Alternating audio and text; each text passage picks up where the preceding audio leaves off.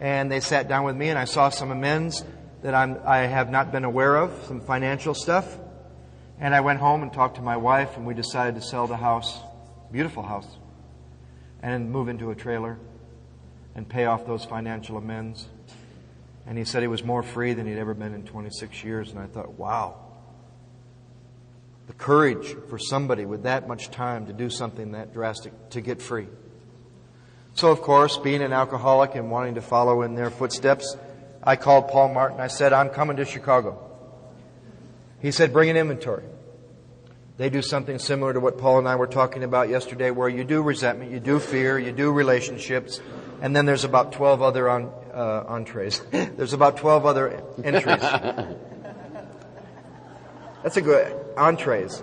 Chew on. Something to chew on. He gave me a little something to chew on. And it summed up the whole inventory. And it was the 7 deadly sins plus a couple more like self-pity and a couple other ones.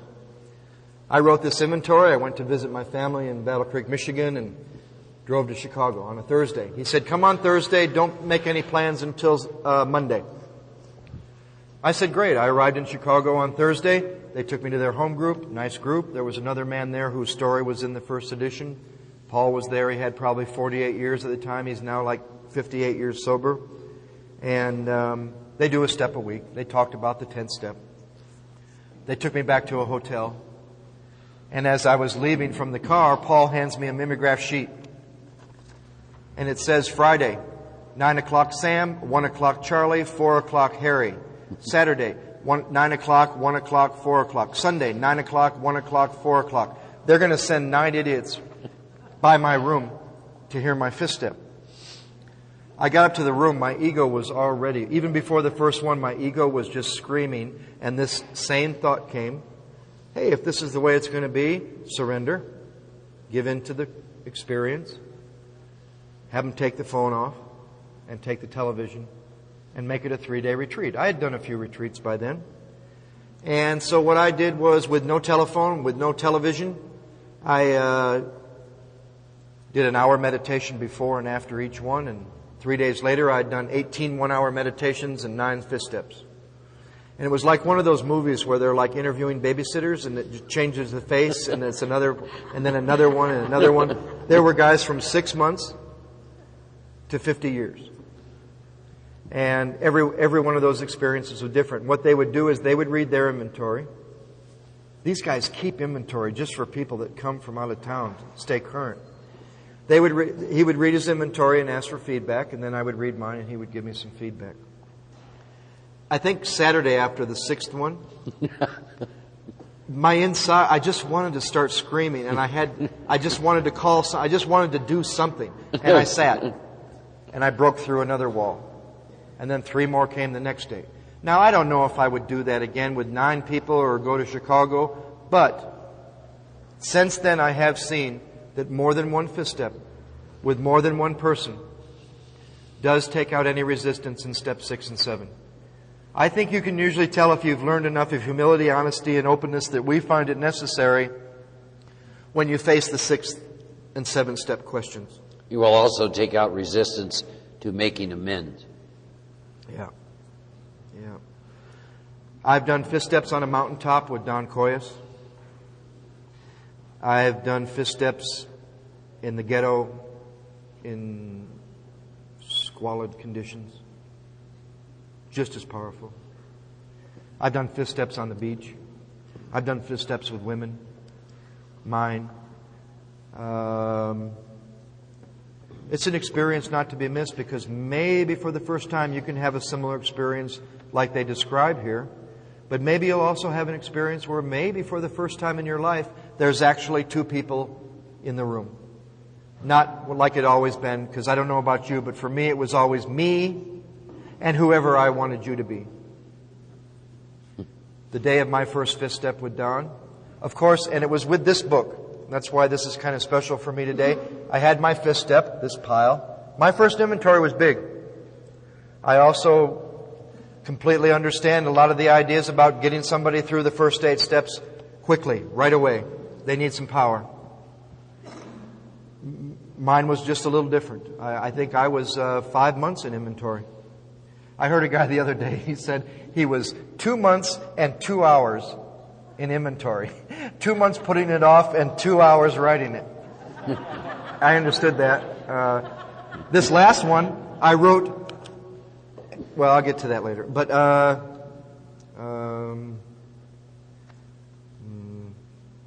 that first inventory was pretty big. And it took 3 days. And you know what Don did with me the first night? I read all day, probably 6-7 hours at his house. And I had that experience where it was me and Don. Then he said he was going to speak across town in Denver. And 200 or 300 people in a meeting in Denver is a pretty big speaker meeting. And we're walking in. And as we walk into this church with 200 or 300 people, he said, "Oh, I forgot to tell you." I'm now leery whenever I hear that from my sponsor. Right? "Oh, I forgot to tell you." Oh. He said, "You're speaking first." Halfway through my first inventory, my first fifth step. And my mind said, there is absolutely no way I can do that. He said, "Good. Every time you do something you know you can't, God will show up. Next time you're asked to do something your head tells you can't do it, do it. You'll find out God's there." God's in the risk. God's in risking it. And I got up, and I didn't know until 2 days later when I read those promises that he just went over, I experienced the fifth step promises standing in front of those people. I was able to look them in the eye. There was peace. Went home. It was a powerful experience. I have fifth stepped with groups, small group. I just fifth stepped with 5 people this last inventory in the same room. These men that I meet with every Monday night, I read to them. It's a powerful experience.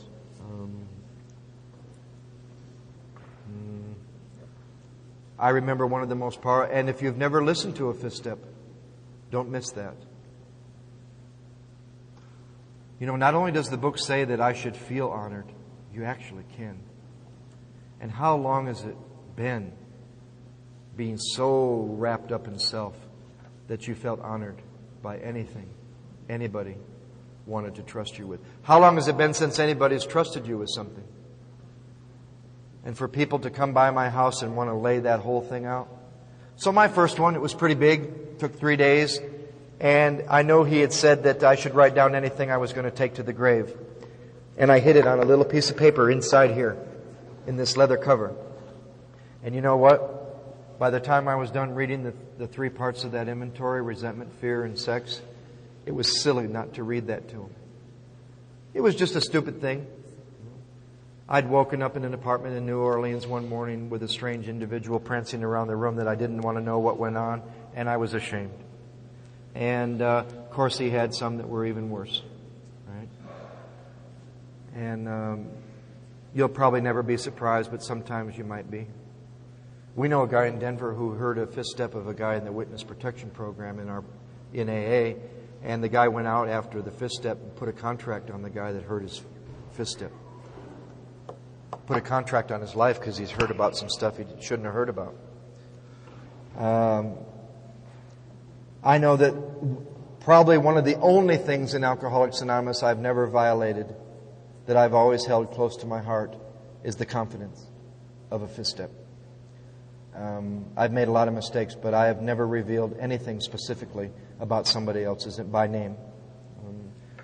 I remember one time where I had heard a guy's resentment and fear inventory, and the next day he was going to come over to read his sex inventory, and he paused before we started, and he said, "There's something I need to tell you." I knew exactly what he was going to say. He said, "I'm gay." I said, "Great, read your inventory." He said, "But I've never had sex with a..." I said, "I'm sorry, I didn't hear you." He said, "I've never had sex with an animal or a..." I said, "So you've never had sex with an animal?" He said, No. I've never had sex." The man was 35 years old. I said, "Well, what did you write?" He said, "I've written about all these relationships that I've had in my head my whole life." I said, "Well, I've had a few of those too. Why don't you read what you wrote?" And about 20 minutes into it, in a moment of silence, he looked at me and I looked at him, and we knew we were exactly the same.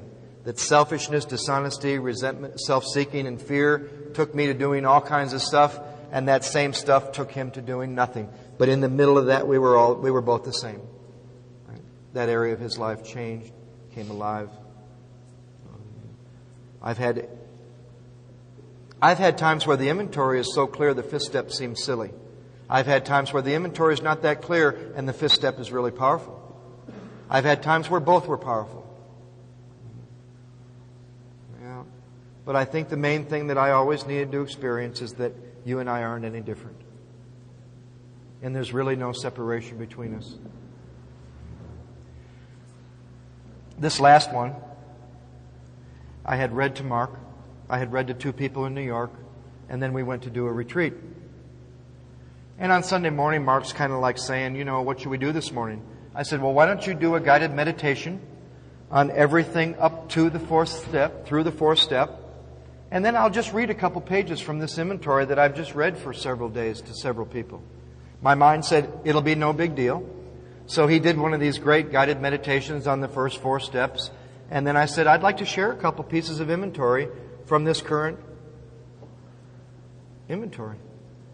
And I read one. It was just like I could have been reading a newspaper. I read another one, and I'm kind of looking down like this, and then my mind goes, there's 80 people in the room. And I looked up, and I had an experience like I was reading a fifth step to like 80 people. People in the front said that my whole face changed when it was done, and I was like bright. They could feel this. And when it was done, I only read like 3 or 4 pieces of inventory. When it was done, I felt this warmth. It was a very powerful experience. But I think you have to be willing to risk, making a fool of yourself, laying out the truth, being a human.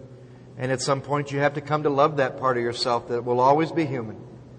I've had a teacher about 10 years ago who lived with Thomas Merton for many years. His name's Dr. Jim Finley. And he used to talk to me about compassion. And especially when I came back from India, because I'd been studying with a human being that knows a lot about compassion. And he would always ask me, what do you think about compassion now? And it was always a definition based on how I might feel towards someone. You view a beggar. You view a suffering person. And he would kind of always shake his head, and then I would be left with considering it. And he said, maybe you're starting to experience some true compassion for yourself, a loving acceptance of yourself. And maybe you'll stop perpetuating violence on yourself by always trying to change that part of your being, which will always be a human.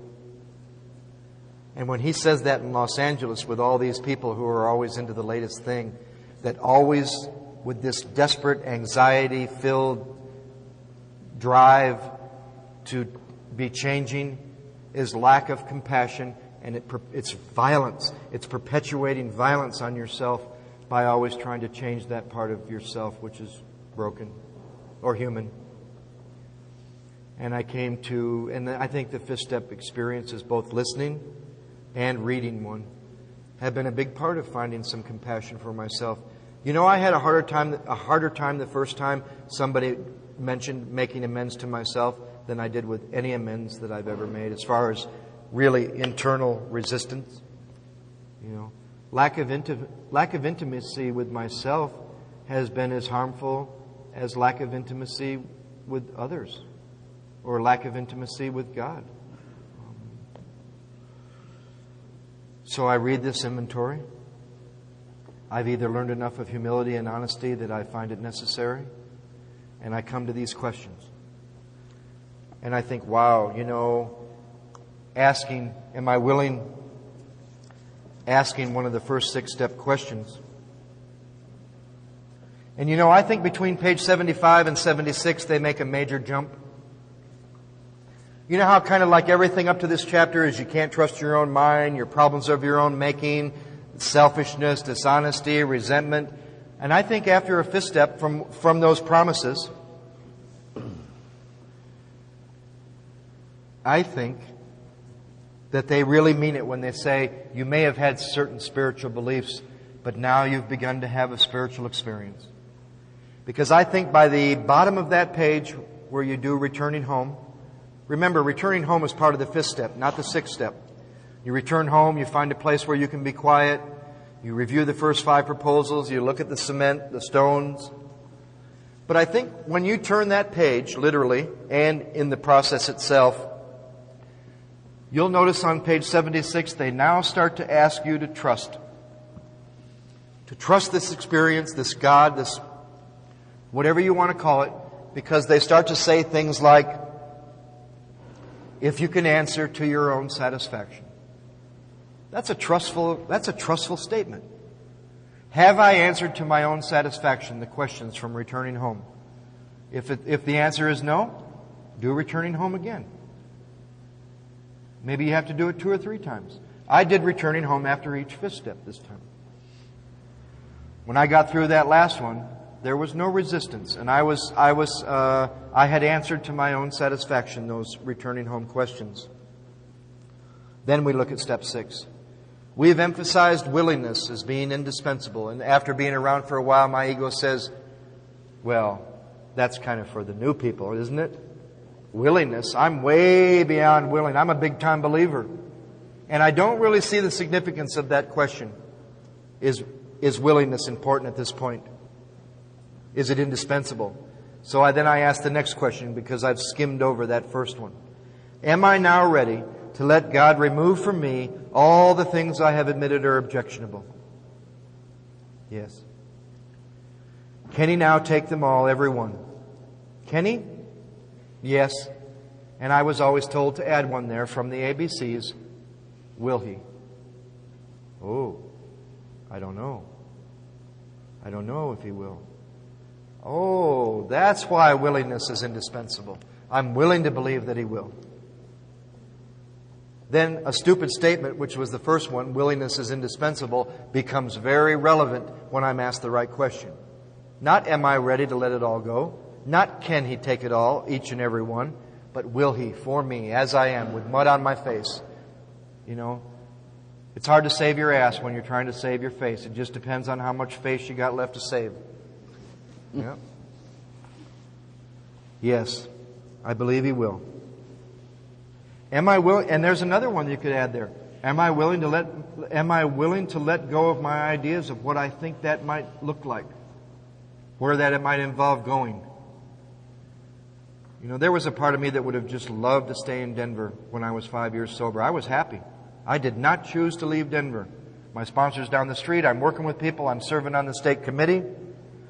And I went out to California to make amends. And I'm literally moved there because I said I would follow through on an amends and ended up there for a totally another reason.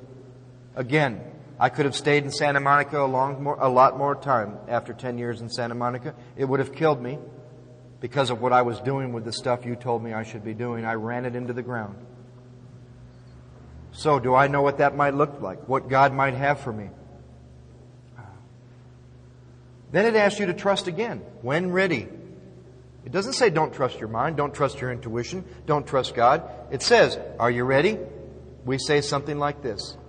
And after, I bet everyone in this room who's done at least one inventory and one 5th step absolutely knows in their heart why that 7-step prayer says the good and the bad. Because if you started with a list, I love these sponsors that have you make a list of assets and liabilities, and by the time you're done with an inventory, you don't know the difference. Because some of the stuff you thought was really good was killing you, and some of the stuff you thought was really bad saved your ass. I do that mentally. I've never done it on paper, but I should one time. At the beginning of the work, make a list of the stuff you think is really good and the stuff you think is really bad, and by the end of a 5th step, they've almost reversed. Stuff that I thought was bad because it's uncomfortable, because it's painful, has brought me back to God one more time. And stuff I thought was really good because it was comfortable and safe is the stuff that was killing me. So I know now why they say the good and the bad. All of me. Take it all. You know. I also have to say to you that if you've been around for a while and your prayer life has not evolved and you're saying the same prayers, although there might be a few you still love, if your prayer life hasn't evolved and you're saying the old prayers that you've been saying all these years, you might want to ask yourself, am I stuck? Has there been evolution to my prayer life? And I'll give you an example. There came a time for me not too long ago where the 7-step prayer the way it's written in here, was unacceptable to my spirit. And that is telling God when. It seemed to me the 7-step prayer had a little too many nows, you know. But we said something like this. It doesn't say we said each of these words. Something like this. I remember the first time Don Coria said to me, write your own 3rd-step prayer. Ooh, that was a threat. That was a threat. But there came a time when saying, my Creator, I am now willing that you should have all of me, good and bad. I pray that you now... See, I'm telling Him that I'm ready now and that He should be ready now. You know? God ain't coming to believe in me. He already does. My willingness becomes a lot less important the longer I'm sober, because you know what? He is willing. Yeah. That you remove every single defective character. I used to read that when they would do it at the end of a meeting. Defective characters. Please remove all these defective characters which stand in the way of my usefulness, which is really what I want to do.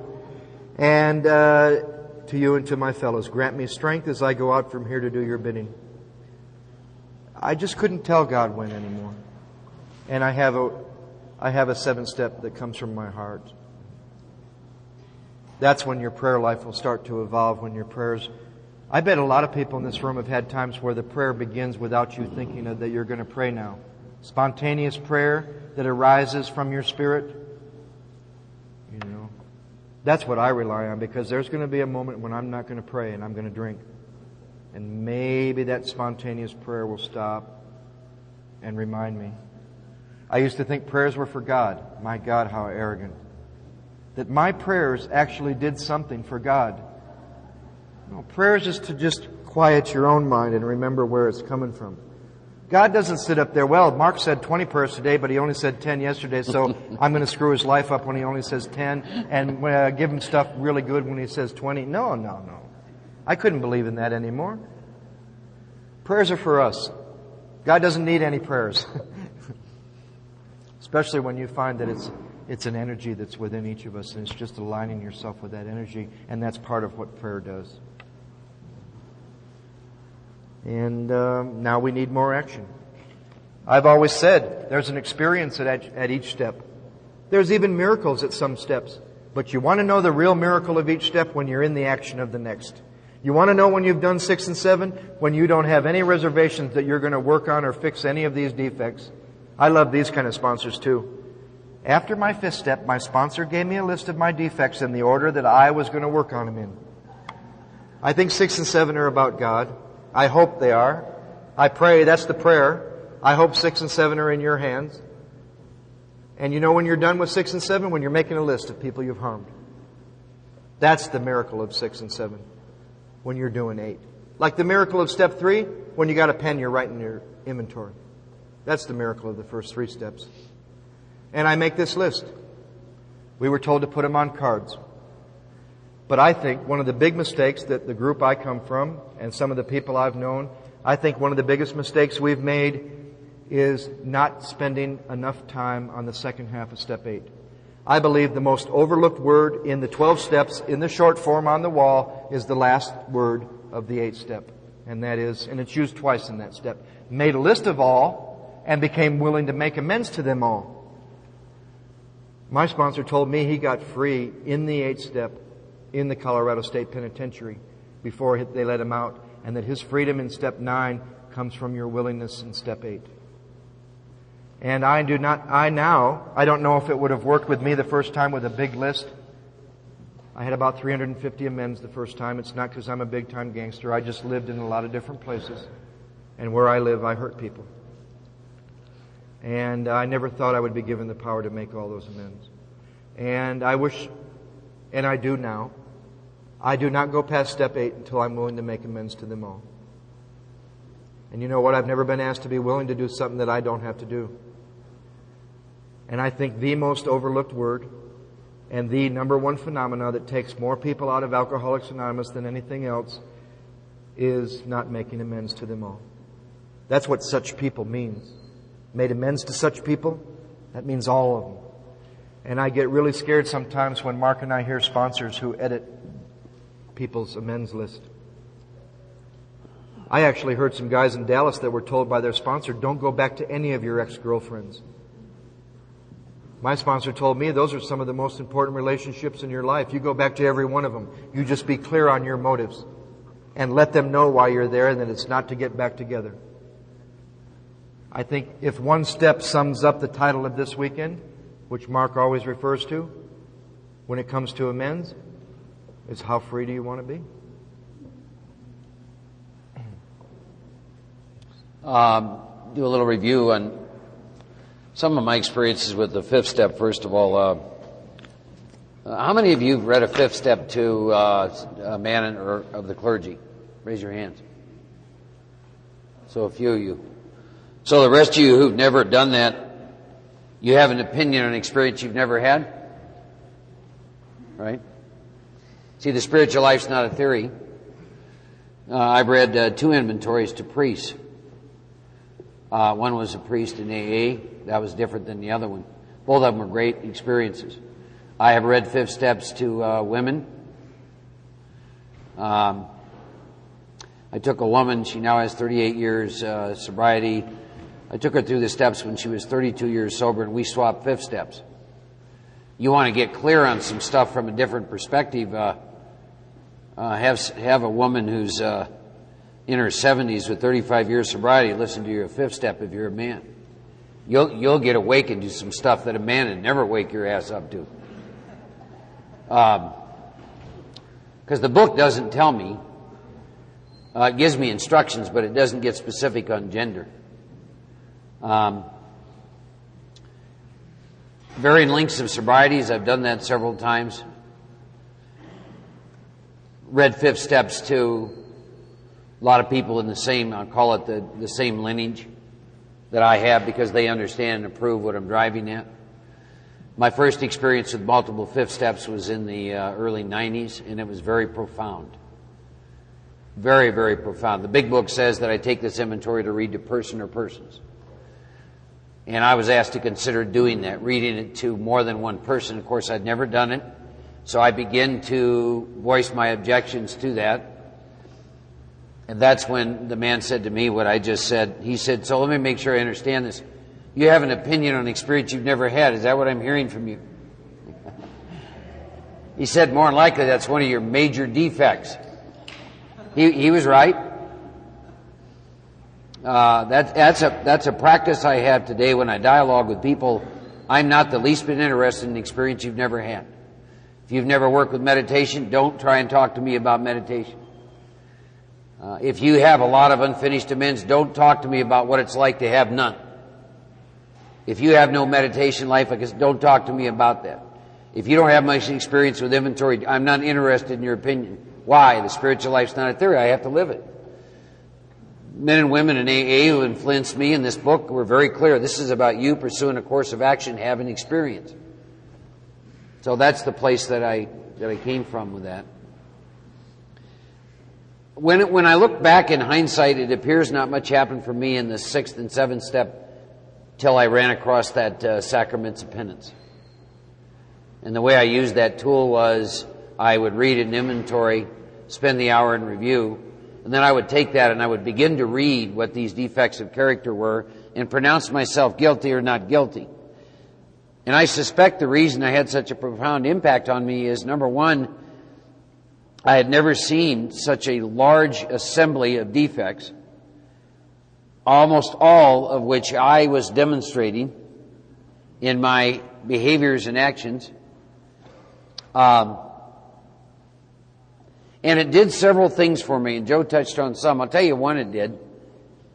It introduced me to my brokenness and how my efforts to fix myself will never work. It introduced me to your brokenness. It made you and I the same at a level I'd never experienced before. It allowed me to experience forgiveness for myself.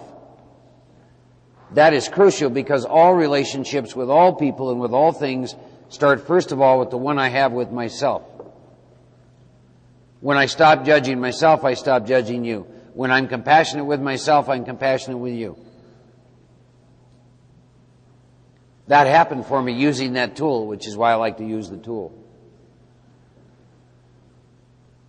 It is not, in my experience, to, I don't know, to be a do anything with 6 and 7 other than the course of action is outlined. I don't review my defects. I don't work on my defects. The idea of embellishing my defect, whenever I hear that, that's what I think. I'm going to embellish my defect. I do these exercises and then I move on. Now, the 8-step list. Over the years, many 8-step lists. My memory's not as clear as it used to be on the extent of the list. I can tell you who winds up making the list. Virtually everybody that's on my resentment inventory. Then I spend some time in prayer and ask God to show me any names that were not on my inventory. I always had some. They always came up. There are some people in my life who I harmed, who I did not resent. My grandmother is a classic example of that. There were other amends that surfaced, bubbled up over the years. I'll give you an example. Mother Earth. I was probably 14 years sober before on the 8-step list it came up that I need to make amends to Mother Earth. Mother Earth is a living, breathing organism. And when I looked at what I had done to this living, breathing organism that sustained me, because I was so asleep, it sickened and appalled me. And there was an amend, an ongoing amend, that I had to make. And you begin to remember more. I told a friend the other day, if God had revealed to me the amends that I have made over the past 20 years, I'm sure I'd have committed suicide. It would have been beyond anything I could have comprehended at that time. So over the years, more and more and more gets revealed. I believe that there's a reason for that. So that's how I make my list. I have no judgments about what shows up in my list. Nor will anybody rob me of the freedom that can come from making that amends because they haven't done much with amends, so they're going to transmit to you what they have. I could tell you story after story of that, of some people I've done work with who had gotten up to a 9th step and had 60, 70, 80, 90, 100 amends and sat across from someone and they whittled it down to 10 or 15. Anytime that happens, it happens because the person sitting across from you whittled their list down to 10 or 15. They're robbing you. They're robbing you of freedom. They might as well give you a razor blade as they edit your amends list. See, I'm grateful for the influences I had, and those influences that I had felt the word all was very significant and made us work with the word all and made us start from today and go back as far as I could remember looking for any kind of harm. Any kind of harm. Put it down. Free of judgment. Write it down. Did this back in grade school. Did this, did this, did this, did this. God, I remember one time Mark shared with me that he'd been through the work. It was maybe the 6th or 7th time. And he got to the 8th step and he prayed, "Dear God, please show me any amends I'm not aware of." And I think it was 50 specific instances with no names came to him. And it was all about women. And he read those to a woman, and that area of his life changed. To this day, he's not gotten married again. For Mark, that's a slip. For me, it would be a progress. Right? A lot of truth in what he just said. And when we're getting pretty close to taking a break for a session, then we get back, we're going to cover some of the specific instructions around amends, and then we're going to share some of our own personal experiences and then some of the experiences of some people I've had the pleasure of working. Now, Joe had made a statement about a lot of people drinking or not staying sober because unfinished amends. And I don't know if that's true or I don't know if it's not true. I know that the big book tells me that if I don't go to my utmost I'll never get over drinking. So I strongly suspect what he said is probably very true. Very true. You can't believe some of the big book and not other parts just because some is more convenient than others. We're going to see in here under amends that, well, I'll read it to you. You will never get over drinking till you've done your utmost to straighten out your past. Now, I don't know how you all would interpret that sentence, but I believe it speaks fairly clearly. I'll never get over drinking till I've done my utmost, U-T-M-O-S-T, to straighten out my past. And I believe that means all of it. Take a look, all of it. And are you willing to go back? And are you willing to clean that all up? Are you willing to pay all the money back? Are you willing to sit across from all those people, your mother and your father and anyone that you created harm to, brothers and sisters and ex-wives and husbands and boyfriends and girlfriends and employers, police departments?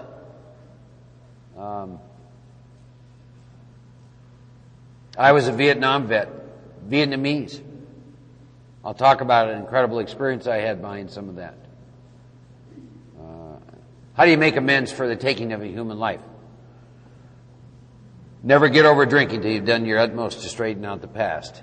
How do you make amends for robbing people of emotional security? Every one of us in this room, if you're an alcoholic, one of the greatest ways that you harm people in your life is you've robbed them of emotional security hour after hour and day after day. How do you give that back? I have discovered staying clean and sober did a lot for that.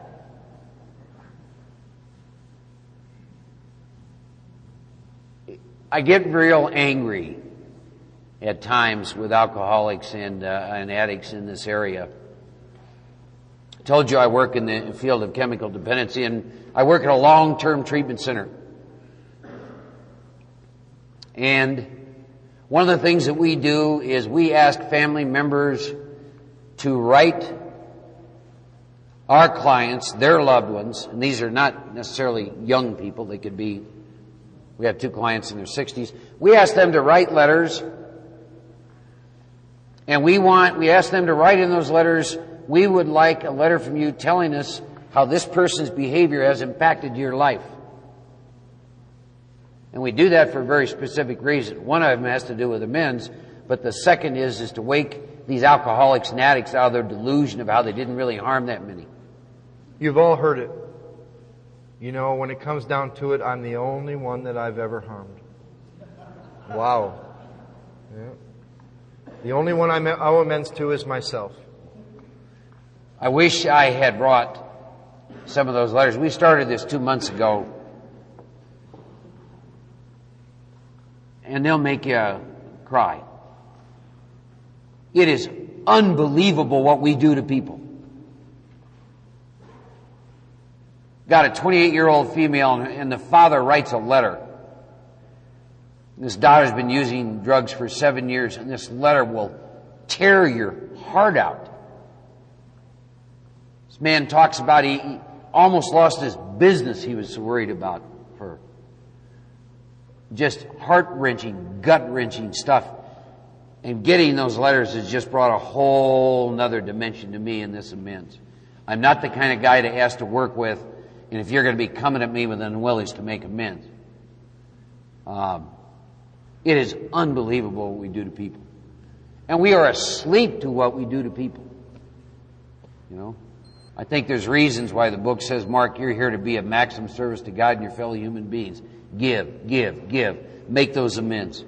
Call those people when you say you're going to call them. Don't rob them of emotional security 1 more minute, and try and help other people do the same thing. We're going to take a, 15-minute break? I have 2 things. The 7 deadly sins, which are mentioned in our 12 and 12, can be very beneficial at different points. The 7 deadly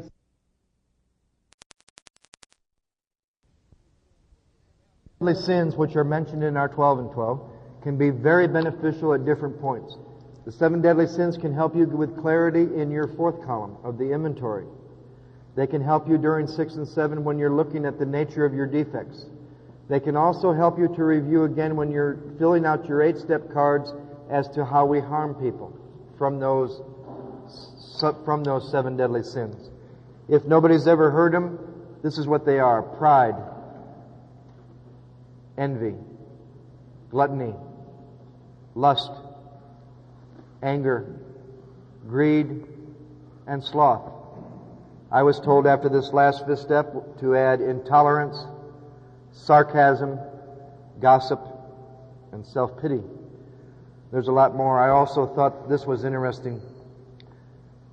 Mahatma Gandhi, one of the most influential figures in modern social and political activism, considered these traits to be the most spiritually perilous to humanity: wealth without work, pleasure without conscience, science without humanity, knowledge without character, politics without principle, commerce without morality, and worship without sacrifice.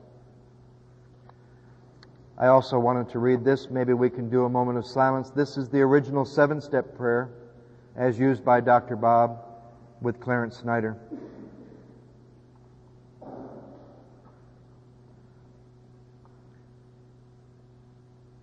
Dear God, I'm coming to you on my knees in all humility to humbly ask you to forgive all my past wrongs and to remove all my defects of character.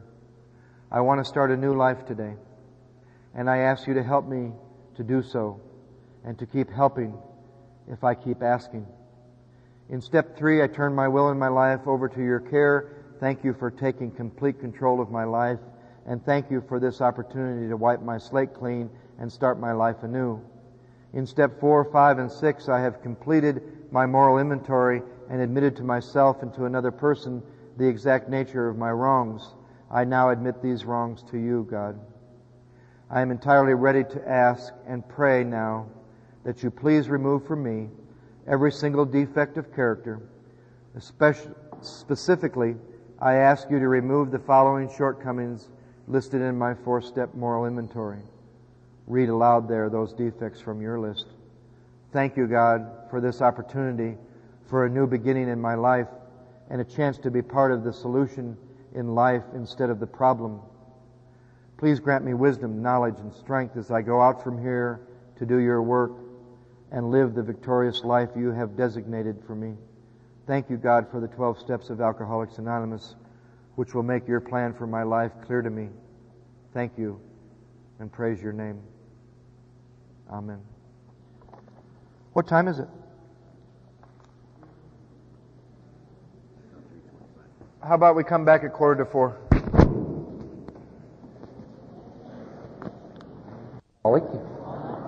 How about if we take a moment of silence and follow that with a serenity prayer, please?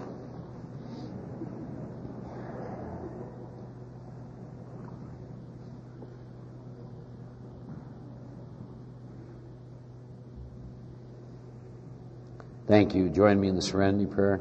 God, grant me the serenity to accept the things I cannot change, the courage to change the things I can, and the wisdom to know the difference. Mention a couple things before we talk about the 9th step. I had mentioned to you the tool that I like to use for 6 and 7. It's called the Sacraments of Penance. If you go to a Catholic church or Episcopalian church, hopefully they will have it there. Normally, you can get them to make a copy of that for you, and all it is, they call it the Sacraments of Penance. How many Catholics in here?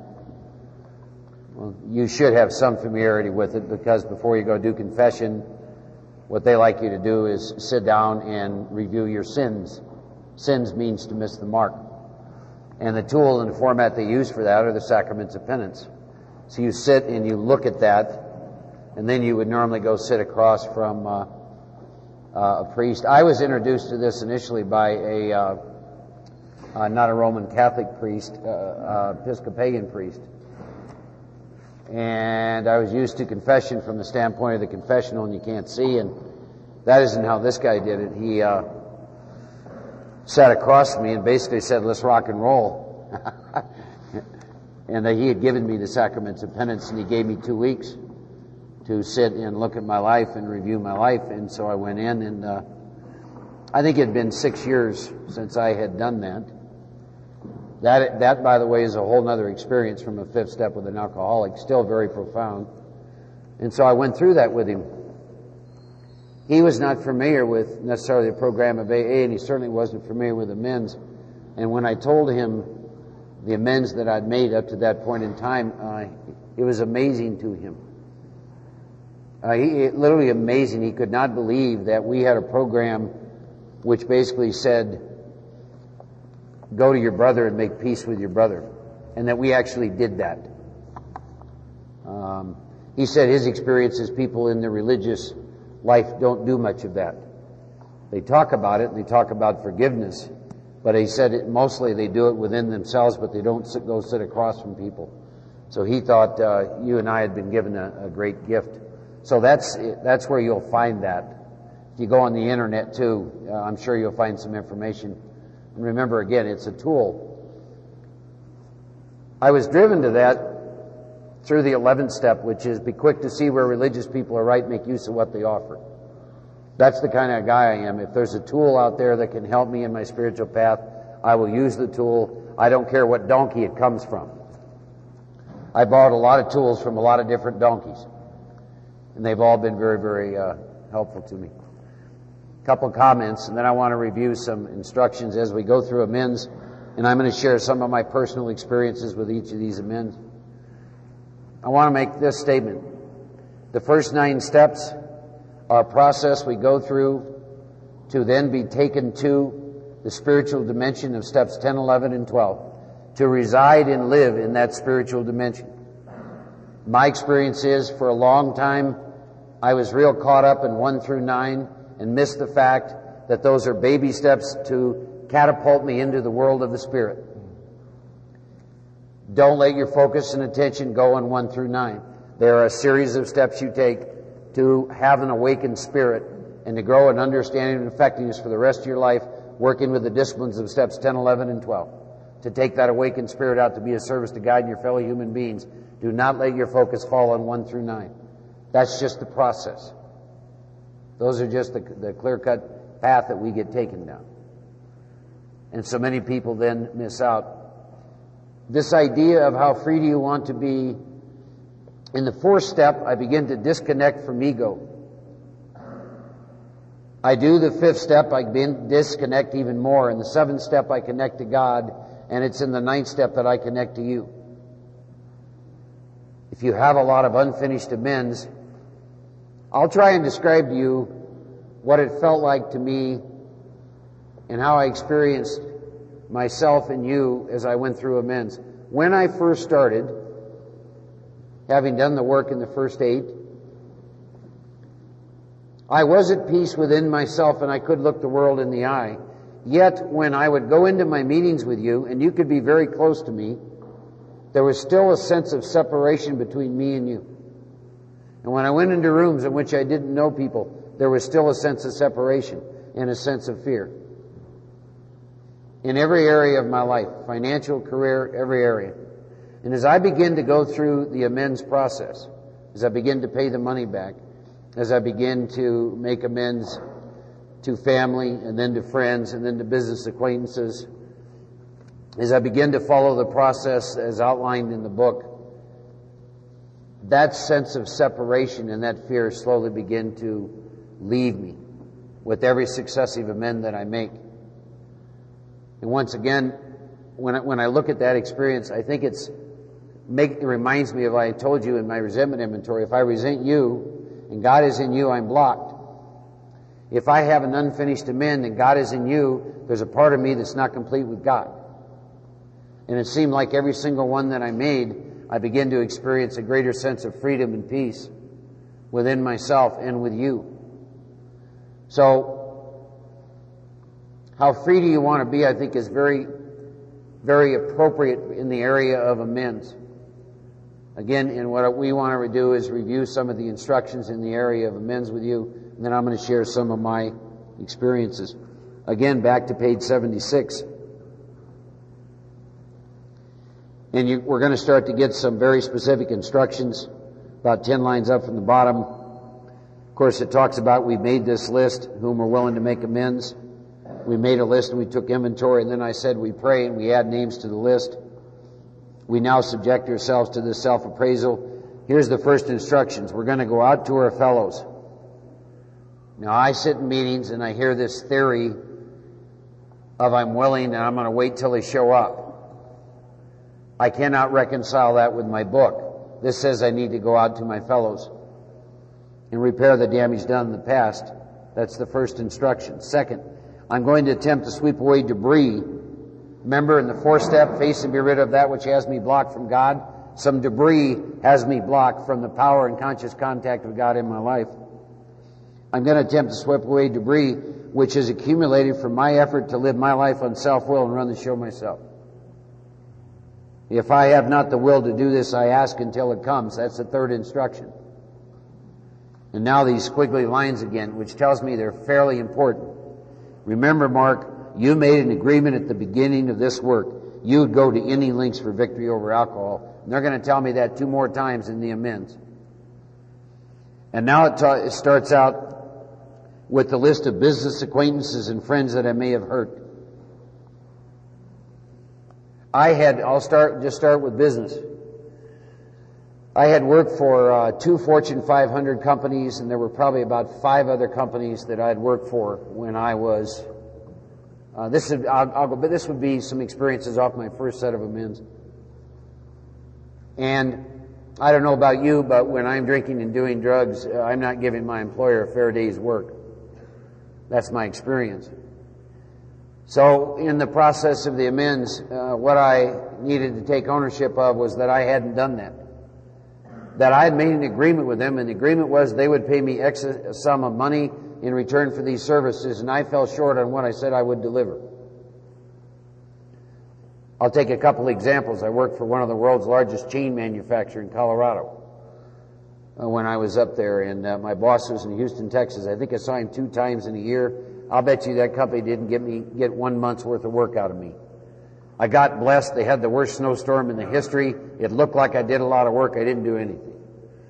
And I drove their car and a lot of dents in it, and I forged expense accounts, and they paid me a whole year's salary, none of which I earned. So by the time it got time to make this amend, that man was long gone.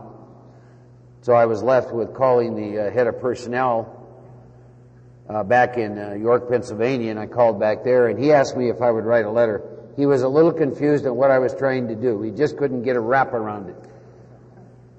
So I wrote him this letter, and in this letter I told him that I followed the instructions in the book, that I was in recovery from alcoholism, that I was on the 9th step, and that I would never stay sober till I'd done my utmost to clean up the past. And in my relationship with this company, here's what I did. I took a year's salary for you and at best gave you 1 month. And here's what I made in that year. Here's what you paid me. I feel you got at least 1 month out of me, but I owe you 11 months. And during this year, here's an expense account. And here's what I estimated I turned in. Here's what I estimated I really spent, and I owe you that.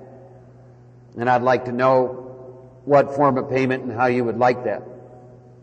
And I mailed that in. And I got a call back. And he and I talked about that thing. He was amazed that I was willing to do that. That was his first experience, apparently. He said to me, listen, there is absolutely no way in the world we can do that. I very much appreciate what you've done with all this. But he said, I did think about what you said, and there is one thing that you can do, and that is, I said, what's that? And he said, don't ever apply for a job with us again.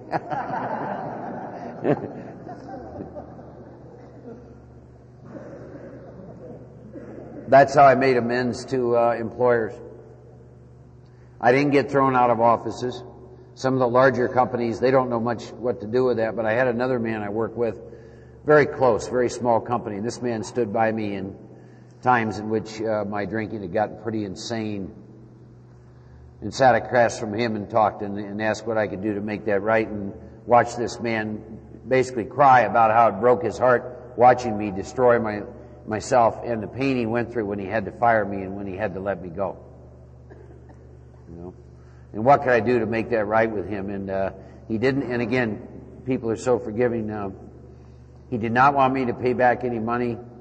He asked that I stay sober and that I just stay in touch and let him know how I was doing. He said, I always felt that you could have a very successful career. It would make me happy if you brought that about, because he said that's all I ever wanted to do was help you in that path. And I have done that with that man, because that's what he asked me to do, to set the thing right. So I went back to those businesses that I'd worked for, and I cleaned that up with him. Talks about friends. Boy, I had a list of friends that I had done some things with. Through the process of steps 4 through 8, I got clear on what that looked like, and I began the journey. This is where I really learned with friends initially, was where I learned that I robbed these people of emotional security. And if that hadn't been explained to me, I wouldn't have caught that.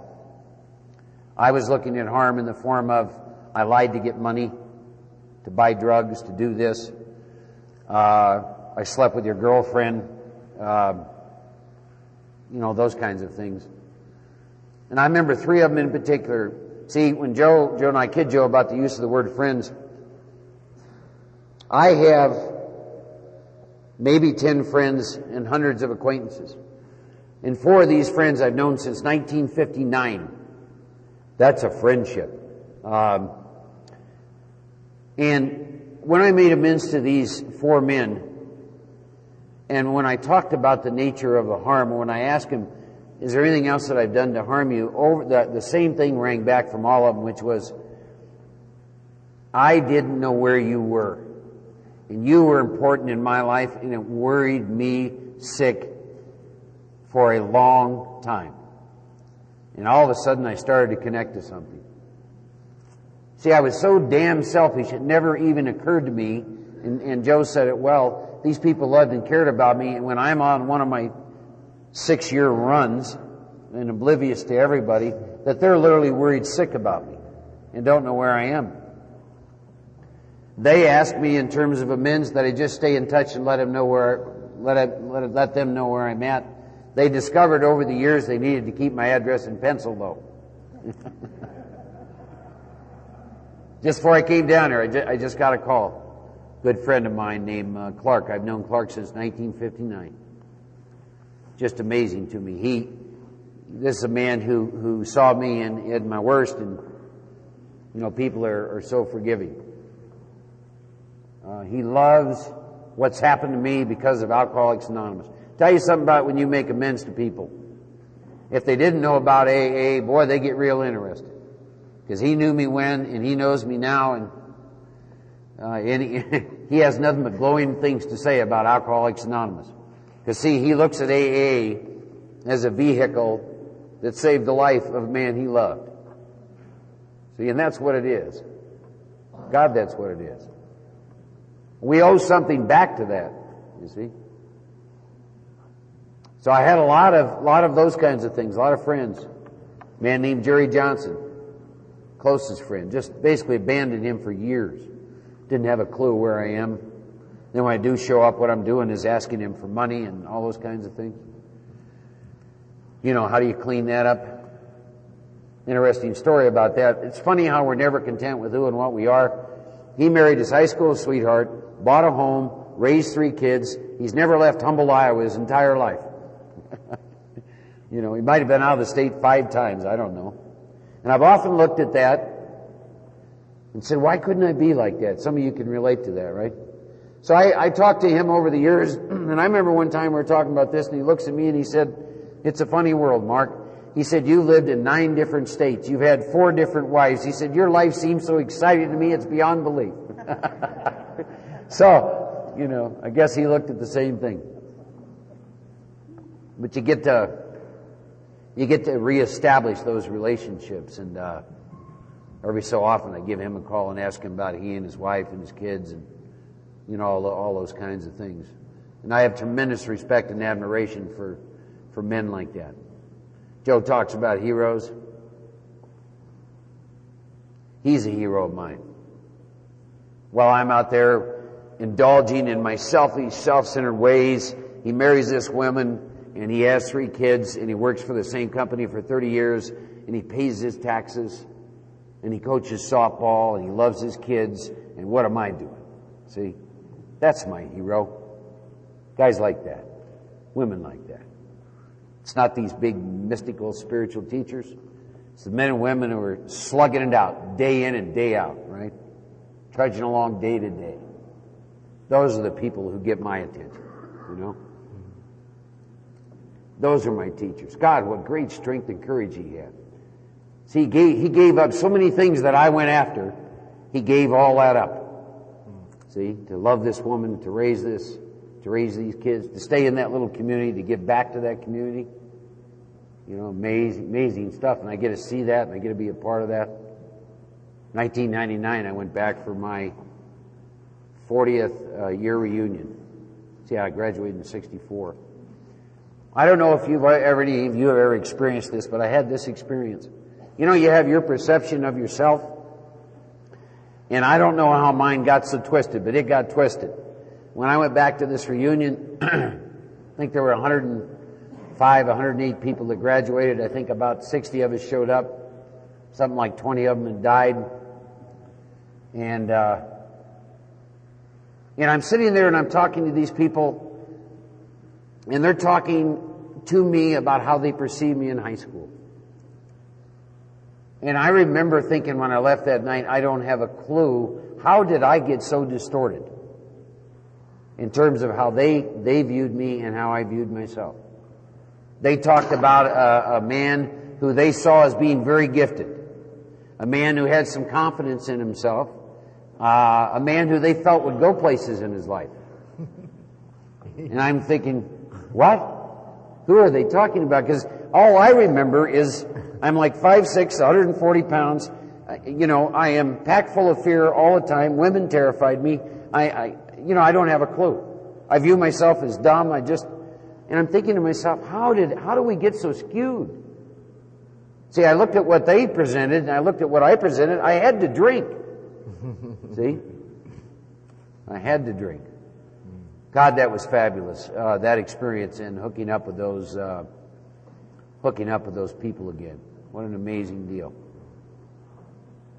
So you get to go to all those business acquaintances, you get to go to all those friends, you get to clean all that stuff up. That was an unusual event because, of course, a lot of those people understand I hadn't seen for 40 years, so they asked me to share for a while, so I got a chance to basically stand up in front of all of them and said, listen, it's been a long time since I've seen some of you. Your names never showed up in inventory, and I just went and asked, if there's anyone here I've ever done any harm, I'll be waiting afterwards to clean it up. I had 3 people come up. But I got to tell you, there was one other thing. There was a guy, he went on to be a doctor. His name was Kyle. When he was in high school, I had forgotten this, pretty nerdy kid. And he drew me aside, and he gave me a hug, and he had tears in his eyes. And he says to me, he says, I got to tell you something that you did for me. He said, you did it in my sophomore year of high school. Or actually, it had to be my junior year, because that's when I started drinking. But the household that I was raised in, my dad was a drunk, so my parents would buy alcohol, and we'd have parties down at the Houston house. So all the rest of the kids, they would come down there because they could be real and drink. Then they go back to their fake lives they had in their homes. And he talked about spending the summer down there, and he talked about that he had never felt so accepted and so open. And then we kept telling him he could do anything he wanted with his life, and he did. He went on to become an incredibly successful surgeon, lives in the Frank Lloyd Wright home. And he remembered that stuff, you know. See, I needed to hear that too. I didn't need to hear in all the years of all the stuff I had done. There were a whole bunch of lives that I was able to touch, you know, along the way. So that was a lot of the stuff that I had to do around friends. Book goes on and it talks about, page 77, our real purpose is to fit ourselves to be of maximum service to God and the people about us. Middle paragraph there talks about the question of how to approach the man we hated will arise. Talks about it's harder to go to an enemy than to a friend. The big book covers every kind of amends we have to make, from friend to business acquaintance, to an enemy, to someone we hate, to the money we owe, to domestic problems, Crimes. to crimes, to people we cannot see, people who passed on, people who are dead. There isn't a harm that I have not put out there that the book won't give me some instructions on what to do with it. And then I get some instructions at the bottom of 77. Under no condition do I criticize this person or argue. Simply I tell him I'll never get over drinking till I've done my utmost to straighten out the past. And I think that's that sentence that ties back into what Joe said. Do I believe that? Do I believe that's true? Am I willing to go to my utmost to straighten out my past? I'm there to sweep off my side of the street, realizing nothing worthwhile can be accomplished till I do so.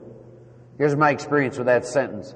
Unfinished amends prevent me from being present to the moment, and the moment is the only place in which I experience conscious contact. Because unfinished amends pull me. They pull me back into the past, the memory of that, consistently. Those of you who have made all your amends know what I'm talking about. My ability to be present to this moment, no longer caring who I'm with, where I'm at, and what I'm doing, greatly increased as I was moved through the process of amends.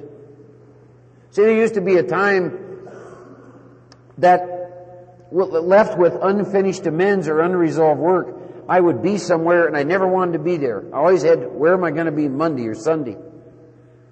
I was always obsessed with who am I, where am I at, what am I doing?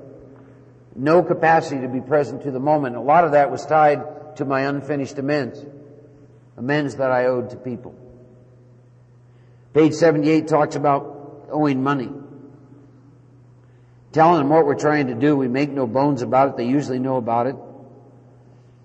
It says arrange the best deal we can. We must lose our fear of creditors and how far we have to go for we're liable to drink. So I'll talk a little bit about some of my financial amends. Biggest hit was the Internal Revenue Service. I hadn't filed taxes in 7 years. I discovered they really did want their money. I was terrified. I got good instruction. Instruction was, first of all, find all the paperwork and go to a CPA and have them put all it together, and we did that. Second instruction is, why don't you go talk to a tax attorney, and I did that. Third instruction was, I had gotten married about 6 months or so before I got sober, and so now I'm married to this woman, and so my income is tied into that relationship. So the book says before I implicate another person, I have to sit down with them and talk to them. So I did all those things, and then it was time to go make amends, and I discovered their deal was simple. They wanted their money back. It took me 14 years to straighten that out. That is the longest and most intimate relationship I've ever had. I can tell you that you talk about a sense of freedom. When I sent them that last check, oh my God. And I have a CPA, and I have made a solemn vow to myself that I will no longer invite those people into my life. And I have not. There was credit card debt. There was family and friends. I used to, I'd come back and I'd steal checks out of my parents' checkbooks, write checks. Two drug dealers who along the way I developed a friendship with, I did go to them. These were not friendly guys in a crack house. These were guys that came and broke bread with me and my family, and it was different then. That's all I can say. I got clean sober in 1982. It was different than in the 70s. And they were like family, and I went to them, and one of them wanted his money back. Felt that it would be helpful to my recovery, that I pay him every dime.